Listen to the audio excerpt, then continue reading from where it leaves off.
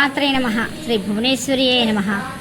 శ్రీ భువనేశ్వరి అమ్మవారికి శుక్రవారం సందర్భంగా పంచామృత అభిషేకము మరియు విశిష్ట కుంకుమార్చన జరిగిందండి. ఇవాళ ప్రతి శుక్రవారము కూడా అమ్మవారికి పంచామృత అభిషేకము మరియు విశిష్ట కుంకుమార్చన జరుగును.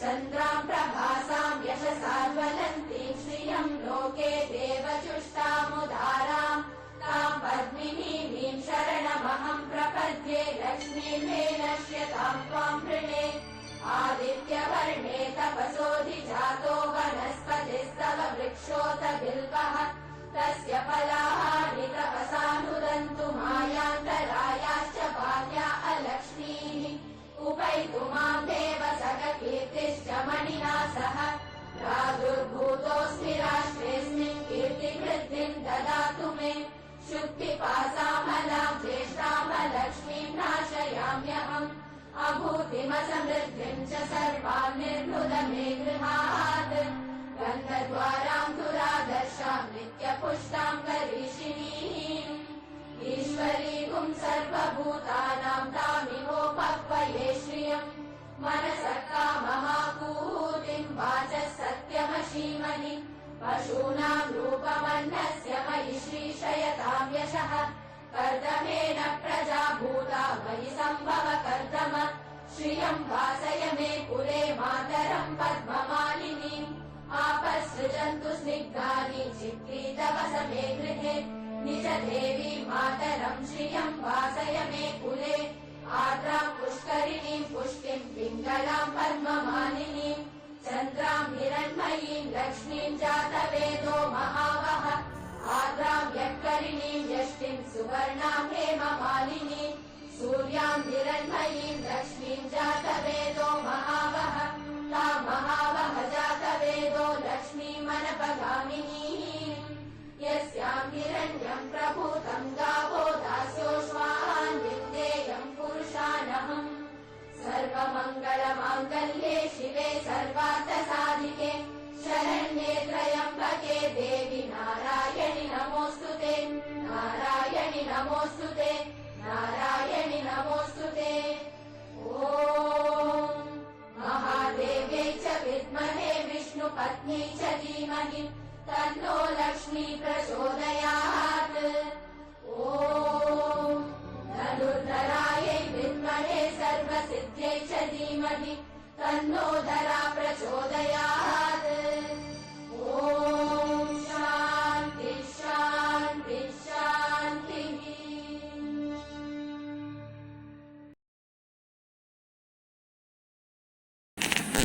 శ్రీ భువనేశ్వరి నమః.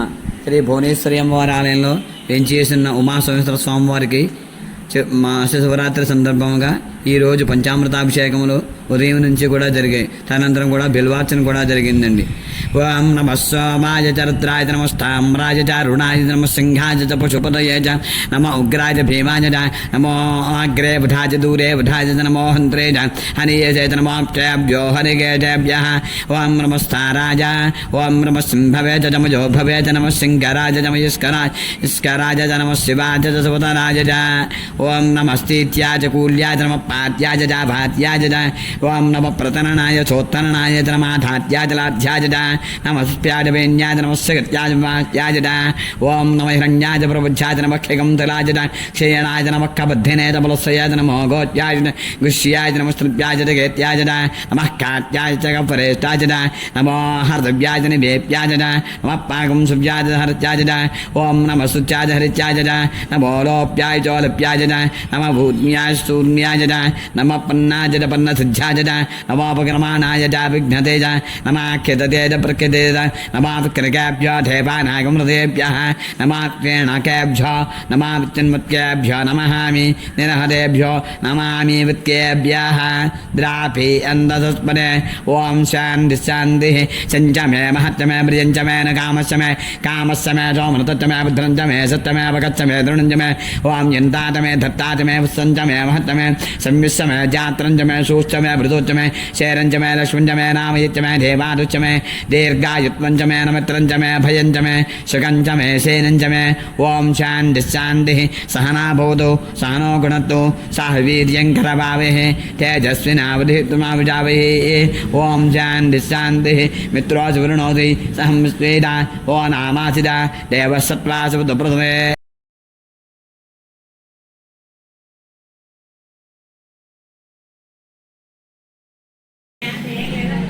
ఓం శ్రీమాత్రే నమః.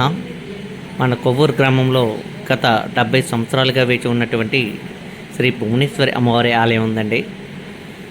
అమ్మవారి ఆలయం అన్నవరం దేవస్థానం దత్తత అయినటువంటి శ్రీ భువనేశ్వరి అమ్మవారి ఆలయం.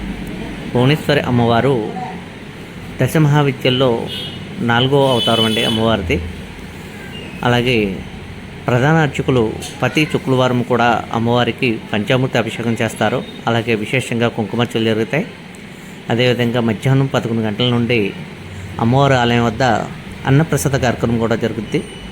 భక్తులందరూ కూడా వచ్చి అమ్మవారి తీర్థప్రసాదాలు సేకరించి అమ్మవారి కృపాకటాక్షాలు పొందుతారని కోరుకుంటున్నాం. ఓం శ్రీమాత్రే నమః. श्वेतांबरधरे देवी सरस्वती देवी श्वेतांबरहरे देवी नानालङ्कारभूषिते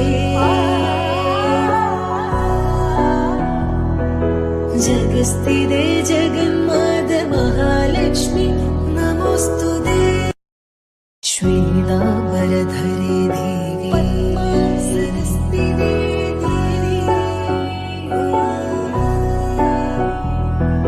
श्वेतांबरहरे देवी नानालङ्कारभूषिते जगस्थिते जगन्मात महालक्ष्मी नमोस्तुते